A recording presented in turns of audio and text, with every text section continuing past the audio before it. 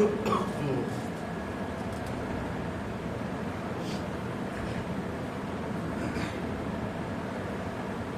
علیکم ورحمۃ اللہ وبرکاتہ۔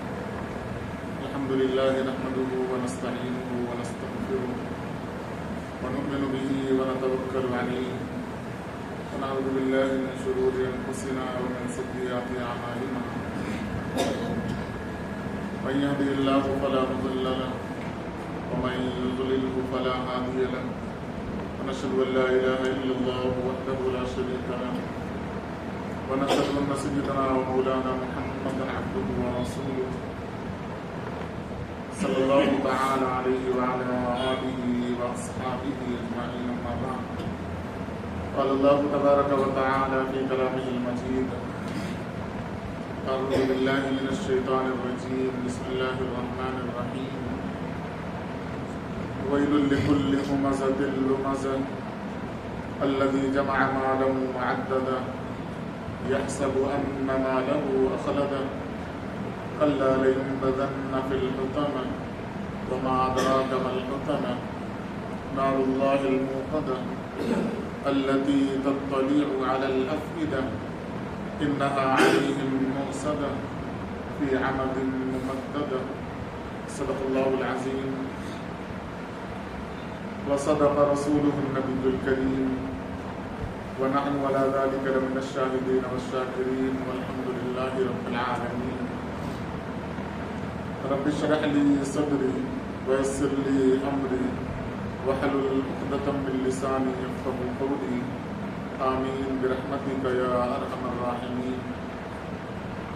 والحمد لله رب العالمين. حضرت سامعین، اللہ جل شانہ کا لاکھ لاکھ شکر اور احسان کہ اللہ جل شانہ نے ہمیں ایمان کی دولت سے نوازا اور جناب رسول کریم صلی اللہ علیہ وسلم کی امت کے اندر پیدا فرمایا، اور نبی کریم صلی اللہ علیہ وسلم کا لاکھ لاکھ شکر اور احسان کہ آپ صلی اللہ علیہ وسلم نے دین کی باتوں کو ہم تک پہنچایا۔ قرآن کریم کی چھوٹی صورتوں کا سلسلہ واری تفسیری بیان گزشتہ کئی جمعے سے چل رہا ہے۔ الحمدللہ سورہ فاتحہ اور سورہ فیل سے لے کے سورہ ناس تک کی صورتوں کا مختصراً ترجمہ اور اس کی تشریح، اس سے حاصل ہونے والے نصیحتیں اور اسباب کا تذکرہ ہوا۔ اللہ تبارک و تعالیٰ سے دعا ہے کہ اللہ عمل کی توفیق عنایت فرمائے اور قرآن کریم سمجھ کر پڑھنے اور اس پر عمل کرنے کی توفیق عنایت فرمائے۔ آج سورہ ہمزہ مکمل سورت خطبے کے درمیان تلاوت کی گئی ہے۔ گزشتہ جمعہ سورہ فیل سے متعلق باتیں ہوئی تھیں جن میں ایک بڑی نصیحت آج کے زمانے کے اعتبار سے بھی قیامت تک رہنے والے لوگوں کو اللہ تبارک و تعالیٰ نے وہ نصیحت دی ہے، عطا فرمائی ہے۔ یہ جو دور چل رہا ہے، جس دور میں ہم زندگی گزار رہے ہیں، پوری دنیا کے اندر افراتفری کا ماحول ہے۔ یہ دیکھا جا رہا ہے کہ جو ظالم طاقتور لوگ ہیں وہی لوگ قابض ہیں پوری دنیا میں، اپنی طاقت، اپنے عہدے، اپنی حکومت کے نشے میں ہر اس شخص کو دنیا سے مٹا دینا چاہ رہے ہیں جو اس ظلم کے خلاف آواز بلند کرے یا اس ظلم کو تسلیم نہ کرے۔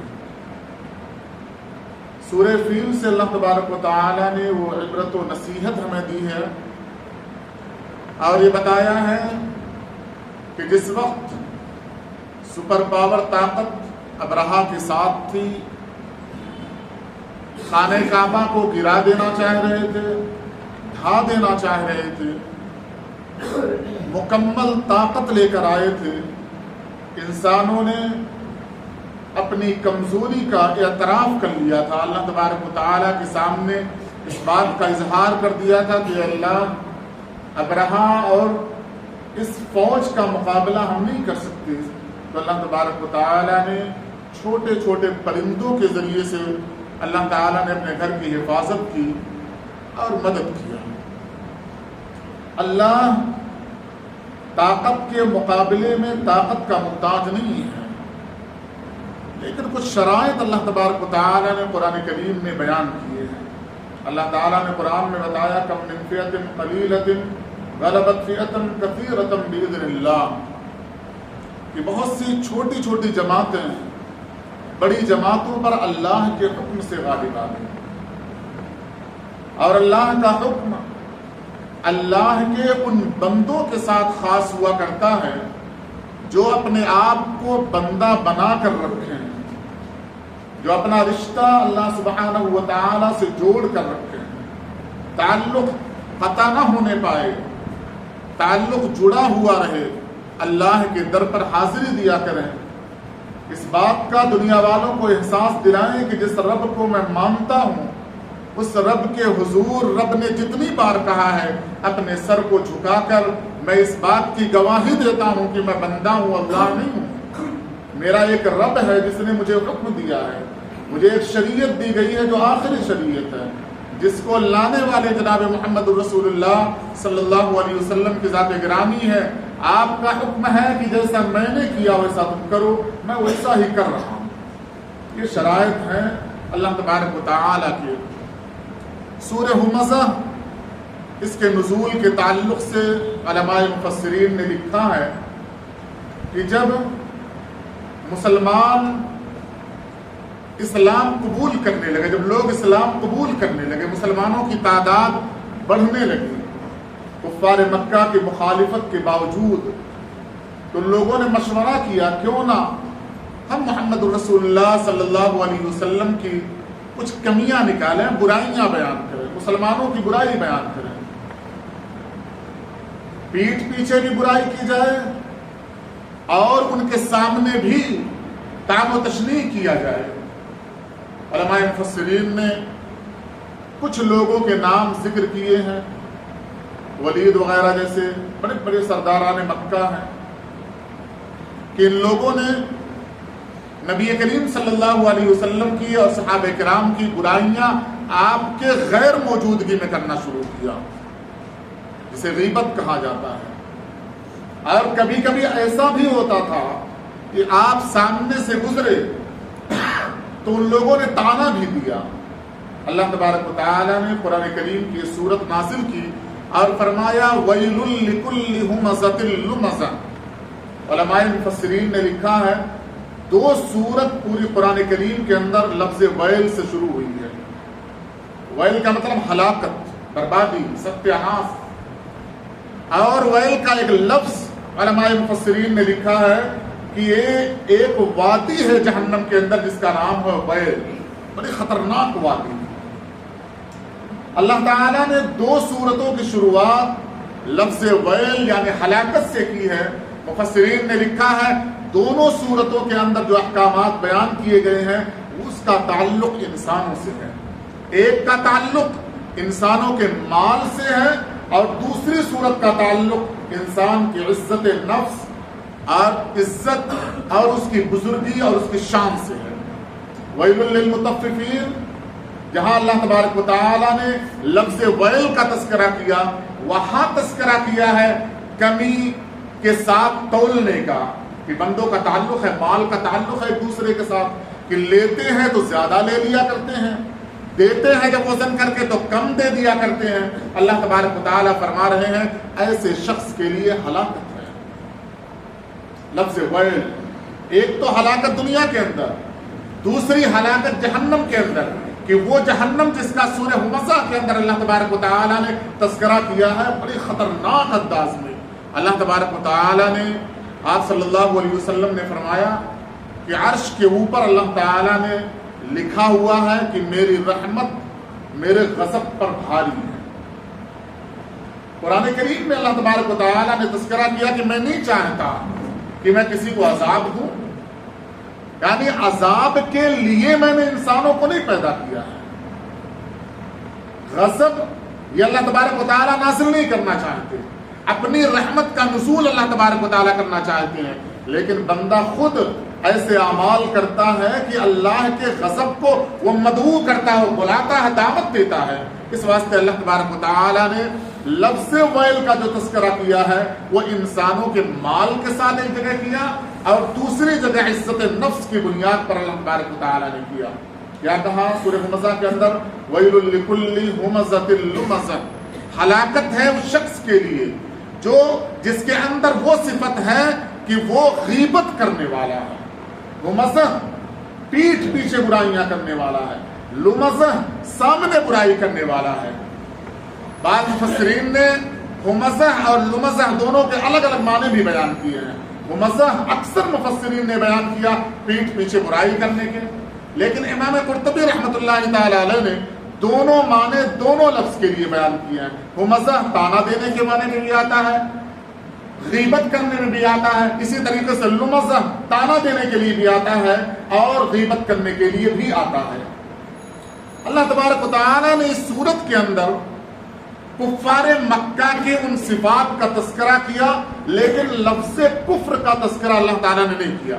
کہ یہ صفت کافروں کی ہے۔ علماء مفسرین نے ایک اصول بیان کیے ہیں، تفسیروں کے اندر ایک اصول لکھا گیا ہے کہ جب کسی سورت کا شان نزول کوئی وجہ ہو اور الفاظ اللہ تبارک و تعالیٰ کی طرف سے عام بیان کیے گئے ہوں تو اس واقعے کے لیے یہ سورت خاص نہیں ہوتی، بلکہ وہ صفات جس صفات کا تذکرہ اللہ تعالیٰ نے اس سورت کے اندر کیا ہے، جس کے اندر بھی وہ صفت پائی جائے گی وہ اس کا مستحق ہوگا، عذاب ہو یا ثواب ہو۔ اللہ تعالیٰ نے غیبت اور طعن و تشنیع کا تذکرہ کیا، علماء نے لکھا کہ جس کے اندر بھی یہ صفات پائی جائیں گی گویا اس کے لیے ہلاکت ہے، دنیا کے اندر بھی اور قیامت کے اندر بھی۔ اب لفظ ویل کو دیکھیے کہ اللہ تبارک و تعالیٰ نے کس غصے کا اظہار کیا ہے لفظ کے ذریعے سے۔ جیسے ہم کسی کو غصے میں کہتے مار ڈالوں گا، ختم کر دوں گا، ختم کرنا مقصود نہیں ہوتا، اس کی جو برائی ہوتی ہے، اس کی جو غلطی ہے، اس غلطی کی بڑے ہونے کو بیان کرنا مقصود ہوتا ہے، قباحت برائی کو بیان کرنا مقصود ہوتا ہے۔ اللہ تبارک و تعالیٰ لفظ استعمال کر کے بتانا چاہ رہے ہیں کہ غیبت کتنی خطرناک چیز ہے، غیبت کتنی بری چیز ہے۔ صحابہ کرام میں سے ایک صحابی نے رسول اللہ صلی اللہ علیہ وسلم سے جب غیبت یعنی پیٹھ پیچھے کسی کی برائی کرنے کے تعلق سے سوال کیا، غیبت کسے کہا جاتا ہے؟ آپ صلی اللہ علیہ وسلم نے بتایا اپنے بھائی کا ایسے الفاظ کے ساتھ ذکر کرنا یا ایسی چیزوں سے اسے یاد کرنا کہ اگر وہ چیز اس کے سامنے کہہ دی جائے تو اسے بری لگے، اسے غیبت کہا جاتا ہے، اور اس کے ساتھ لفظ ویل ہلاکت جڑا ہوا ہے۔ صحابی رسول نے پوچھا کہ اللہ کے نبی صلی اللہ علیہ وسلم اگرچہ وہ برائی میرے اس بھائی کے اندر موجود ہو تب بھی؟ آپ نے فرمایا ہاں، اگر وہ برائی اس کے اندر موجود ہے تبھی تو غیبت ہے، وہ برائی اس کے اندر موجود ہے تبھی غیبت ہے، اس غیبت کا تذکرہ کرنا ہلاکت ہے۔ اور پھر آپ صلی اللہ علیہ وسلم نے فرمایا اگر وہ برائی اس کے اندر موجود نہیں تھی، ہم نے بنا کر اس برائی کو اس کی طرف منسوب کیا، آپ صلی اللہ علیہ وسلم نے فرمایا یہ بہتان ہے، یہ الزام ہے۔ اگر کسی نے کسی کی غیبت کی بعید طور اس طریقے سے کہ وہ برائی اس کے اندر موجود نہیں تھی، اسے ڈبل سزا ملے گی، ایک غیبت کے کرنے کا، دوسرے الزام لگانے کا۔ لفظ ویل اللہ تبارک و تعالیٰ نے اس کے ساتھ تذکرہ کر دیا۔ مفسرین نے لکھا ہے کہ ایسا شخص جس کے اندر غیبت کرنے کی عادت ہو،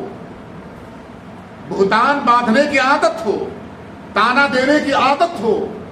وہ ضرور بالضرور جہنم کی اس وادی کے اندر ڈالا جائے گا جب تک جس بندے کی اس نے غیبت کیا ہے اس سے معافی نہ مانگ لے۔ غیبت وہ برائی ہے کہ اگر بندہ چاہے میں اللہ سبحانہ و تعالیٰ سے معافی مانگوں گا، اور غیبت کسی بندے کی کر رہا ہے، اللہ تعالیٰ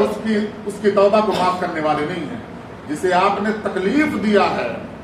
اسے معافی مانگے، حدیث پاک کے اندر آتا الغیبت اشد من الزنا او کما قال علیہ الصلوۃ والسلام، اللہ کے نبی صلی اللہ علیہ وسلم نے فرمایا غیبت زنا سے بھی بری چیز ہے۔ زنا طوائف اور ان اڈوں کے اوپر جا کر ان کے ساتھ جو گھناؤنی حرکت کی جا رہی ہے، اللہ کے نبی صلی اللہ علیہ وسلم نے فرمایا اپنے کسی مسلمان بھائی کی غیبت کر دینا، اس کی برائی کو عام کر دینا، یہ اس زناکاری سے بھی بدتر چیز ہے۔ سورہ حجرات کے اندر اللہ تبارک و تعالی نے اسی کا تذکرہ اور اس کی برائی کو لوگوں کے دلوں کے اندر بیٹھانے کے لیے بڑے اچھوتے انداز میں اس کا تذکرہ کیا ہے کہ غیبت کیا چیز ہے۔ اللہ تعالیٰ نے فرمایا کہ گویا جس کی غیبت کی جا رہی ہے وہ ایسی برائی ہے گویا ایک آدمی اپنے مردار بھائی کے گوشت کو کھا رہا ہے جو اسے پسند نہیں آتا۔ انسان کا گوشت کھانا کسی بھی آدمی کو بتا دیا جائے کہ جو بوٹی تمہارے ہاتھ میں ہے انسان کے فوراً پھینک دے گا، وہ خود انسان کا گوشت انسان نہیں کھانا چاہتا۔ اس کی عظمت، اس کی حرمت، اتنا ڈر، اتنی تعظیم اس کی ہے کہ ایک انسان کا گوشت دوسرا انسان کھانا نہیں چاہتا کہ جائے کہ اس کا اپنا سگا بھائی ہو۔ سگے بھائی کے انتقال کے بعد اس کا کلیجہ لرز جاتا ہے، اس کا دل لرز جاتا ہے اور مر گیا ہو، اور اللہ تعالیٰ فرما رہے ہیں غیبت کرنے والا ایسا ہے جیسے اپنے مردار بھائی کے گوشت کو نوچ نوچ کر کھا رہا ہے، جبکہ اللہ تعالیٰ فرما رہے وہ بات اس آدمی کو پسند نہیں ہے۔ اگر یہ بات پسند نہیں ہے تو اللہ تعالیٰ بتلانا چاہ رہے ہیں جس طریقے سے مردار گوشت بھائی کے گوشت کو کھانا تم ناپسند کرتے ہو، اسی طریقے سے تمہیں ناپسند کرنا چاہیے کسی کی غیبت کرنا اور کسی کے اوپر طعن و تشریح کرنا۔ اللہ کے نبی صلی اللہ علیہ وسلم پر یہ صورت نازل ہو رہی ہے اور فرما رہے ہیں اللہ تبارک و تعالی ویل لکل ہمزۃ لمزہ۔ پھر ایک اور جملہ اللہ تبارک و تعالی نے فرمایا کہ یہ چیز ان کے اندر کیوں آئی، الذی جمع مالا وعددہ، کیوں آئی؟ کیونکہ ان بندوں کے اندر، ان لوگوں کے اندر ایک گمان آ گیا ہے کہ جو مال کو جمع کر کر کے رکھ رہے ہیں اور یہ سوچتے ہیں کہ یہ مال مجھے ہمیشہ زندہ رکھے گا۔ اس صورت کے اندر تین بڑی بڑی برائیوں کا تذکرہ اللہ سبحانہ و تعالی نے کیا، ایک غیبت کرنے کا، دوسرے طعن دینے کا، تیسرے مال کو جمع کرنا اور گن گن کر رکھنا۔ اب علماء نے لکھا کہ اللہ تعالیٰ فرما رہے ہیں مال کو جمع کرنا اور گن گن کر رکھنا یہ جہنمیوں کی صفت ہے، جبکہ زکوٰۃ کی فرضیت مال کے ذاتی کی بنیاد پر ہے۔ جب مال زیادہ ہوگا تو زکوٰۃ فرض ہوگی، اور جب مال زیادہ رہے گا تو انسان گنے گا۔ یہاں اشارہ دیا اللہ تبارک و تعالیٰ نے اس بات کی طرف کہ ایسا مال جو اسے اتنا مصروف کر دے کہ اسے اللہ یاد نہ آئے، اپنی موت یاد نہ آئے، اسے یاد ہی نہ آئے کہ میں مرنے کے بعد اللہ سبحانہ و تعالیٰ کے دربار میں جاؤں گا۔ الذی جمع مالا وعددہ، آگے فرمایا یحسب ان مالہ اخلدہ، اور وہ گمان کرتا ہے، وہ یہ سوچتا ہے، خیال کرتا ہے کہ یہ مال مجھے زندہ رکھے گا ہمیشہ۔ فرمایا بندہ اتنا منہمک ہو جائے، اتنا مصروف ہو جائے، اتنا مشغول ہو جائے مال کے کمانے میں کہ خیال آنے لگے لوگوں کو کہ اتنا جمع کر رہا، کیا مرے گا نہیں؟ کیا اسے اللہ کے پاس جانا نہیں ہے؟ اللہ تعالیٰ ایسے مال کے جمع کرنے کے لیے فرما رہے ہیں اس کے لیے ویل ہے، خرابی ہے، جہنم کا وہ جہنم کی وہ وادی ہے۔ ورنہ فی نفسی ہی مال کا جمع کرنا یہ شریعت کے اندر ممنوع نہیں ہے۔ اللہ تبارک و تعالیٰ نے خود فرمایا نبی کریم صلی اللہ علیہ وسلم کے زبانی کہ دینے والا ہاتھ لینے والے ہاتھ سے بہتر ہے۔ جب ہوگا تو دیں گے، لیکن مال کے آنے کے بعد گمان نہیں بدلنا، تعلق نہیں ٹوٹنا۔ اللہ سبحانہ و تعالیٰ سے اگر تعلق ٹوٹ گیا تو اللہ تعالیٰ فرما رہے ہیں پھر اس کے لیے ہلاکت ہے۔ پھر اللہ تعالیٰ آگے فرما رہے ہیں کلا، ہرگز نہیں، یحسب ان مالہ اخلدہ،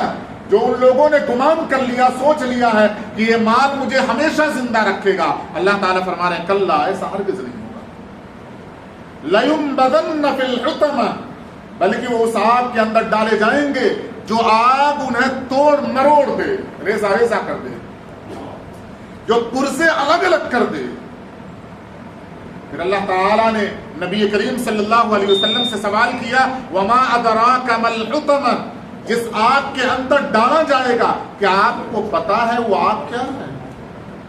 پھر اللہ تعالیٰ نے فرمایا نار اللہ الموقدہ، وہ اللہ کی آگ ہے جسے اللہ نے سلگائی ہے، جسے اللہ نے جلائی ہے۔ جہنم کی آگ کا تذکرہ اللہ تبارک و تعالیٰ نے قرآن کریم میں بے شمار جگہ پر کیا ہے، آپ شمار کریں بہت ساری جگہوں پر، لیکن یہاں جس انداز میں اللہ تعالیٰ نے سوال کیا اور سوال کرنے کے بعد جواب دیا نار اللہ الموقدہ،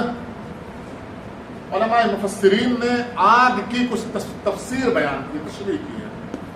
کہ دنیا کے اندر آگ جو ہے وہ دو طرح کی ہے جس سے انسان جلتا ہے، ایک جسے جلا رہا ہے، اگر کود جائے یا ہاتھ ڈال دے یا کوئی اس آگ سے کپڑے پر ڈال دے تو وہ خود بخود جل جاتا ہے انسان، اور ایک جلنے کی جو شکل ہے وہ ہے سورج کی تپش، اس سے بھی انسان جلتا ہے۔ اللہ تعالیٰ نے قرآن کریم میں جو اس سورت کے اندر فرمایا نار اللہ الموقدہ، اور آگے اس کی تشریح کی التی تطلع علی الافئدہ، وہ آگ جو دل تک پہنچ جائے گی، جو اللہ کی جلائی ہوئی ہے، جو دل تک پہنچ جائے گی، دل پر قبضہ کر لے گی۔ یہ جو اللہ تبارک و تعالیٰ نے آگ کا تعارف کیا ہے، دنیا کے اندر انسان اس آگ کو نہیں دیکھ سکتا، مشاہدہ نہیں کر سکتا، لیکن شاہ عبد العزیز محدث دہلوی رحمۃ اللہ تعالی علیہ نے اپنی تفسیر کے اندر لکھا ہے کہ جس آگ کا اللہ تعالیٰ تذکرہ کر رہے ہیں کہ وہ آگ دل تک پہنچ جائے گی، اس کا انسان مشاہدہ کرتا ہے دنیا کے اندر، وہ ہے بخار، حرارت کہ اندر آگ پیدا ہوئی، بخار تیز ہوا، انسان بے چین ہے، اس سے آپ سوال کریں بہت بے چین ہے، اچھا نہیں لگ رہا اور اندر سے وہ جل رہا ہے۔ شاہ عبد العزیز محدث دہلوی رحمۃ اللہ علیہ فرماتے ہیں تھوڑی سی مشابہت نار اللہ الموقدہ کی، جو اللہ تعالیٰ نے فرمایا میری جلائی ہوئی آگ ہے، تھوڑی سی مشابہت بخار کے اندر اللہ تعالیٰ نے رکھی، لیکن وہ بھی مشابہت صرف ہم اشارتاً بتا سکتے ہیں، جبکہ بخار کے اندر اللہ تعالیٰ نے وہ خاصیت رکھی کہ تھوڑی دیر کے بعد مسامات کے ذریعے سے جو بال ہیں، روئیں ہیں، اللہ تعالیٰ اس آگ کو نکال دیتا ہے، انسان ٹھنڈا ہو جاتا ہے۔ پھر انسان جس کمبل کو پھینک رہا تھا، جس چادر کو پھینک رہا تھا، اسی کو اوڑھنے لگتا ہے کہ بخار اتر گیا، اسے محسوس ہونے لگتا ہے۔ بخار زدہ انسان کو بخار کا پتہ بھی چلتا ہے، بخار اتر گیا، نکل گیا، اس کا احساس بھی ہوتا ہے۔ اللہ تعالیٰ فرما رہے ہیں کہ میری جو آگ ہے وہ دل تک پہنچے گی، لیکن اس کے نکلنے کا کوئی راستہ نہیں ہوگا۔ اب آپ اندازہ لگائیں کہ 104 کا بخار کسی کو، وہ چل رہا ہو، بے چین ہو، تھوڑے سے بخار جو اس کے انسان کے جلد کو، جسم کو جلا نہیں سکتا بخار، اللہ تعالیٰ نے ایک ادنا سی جھلک جو انسان کو دی ہے، وہ اتنا بے چین کر دیتا ہے، اتنا بے چین کر دیتا ہے کہ وہ سوچتا ہے پورا پیسہ میرا چلا جائے، لیکن بخار کسی طریقے سے تھوڑی دیر کے لیے اتر جائے تاکہ جسم میرا قابو میں آ جائے، بے چینی ختم ہو جائے۔ آپ اندازہ لگائیں، اللہ تعالیٰ نے فرمایا جس کے اندر غیبت کرنے کی صفت ہوگی، جو غیبت کرنے والا ہوگا، جو تانا دینے والا ہوگا، جو مال کو گن گن کر رکھنے والا ہوگا، اللہ کی یاد سے غافل ہوگا، اسے اس آگ کے اندر ڈالا جائے گا جس آگ کو دل پر قبضہ کرنا ہے، جو دل کو قبضہ کر لیا، گھیر لے گی آگ، اور اتنا بے چین کر دے گی، اتنا بے چین کر دے گی، اللہ تعالیٰ فرماتے ہیں لیکن اس سے نکلنے کا راستہ نہیں ہوگا۔ مزید تشریح انشاءاللہ آئندہ جمعہ کی جائے گی۔ اللہ تبارک و تعالیٰ سے دعا ہے اللہ